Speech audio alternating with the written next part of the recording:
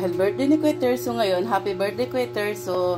Magluluto ako ngayon ng pata team. Ayan.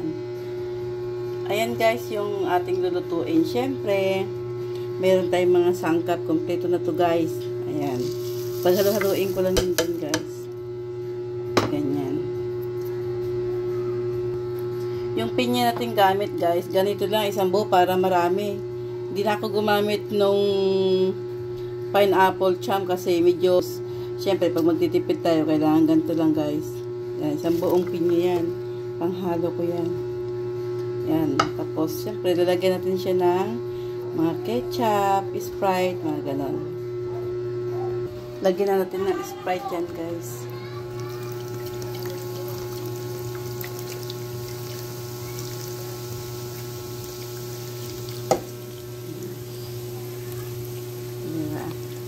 Para masarap.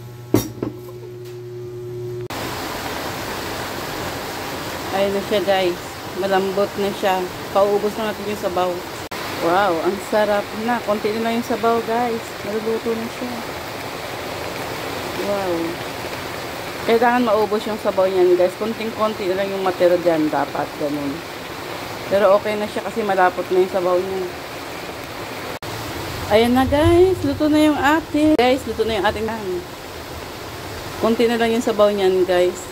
Pero mas maganda yung may konting sabaw para halo sa kanin. Sabaw pa lang ulam na.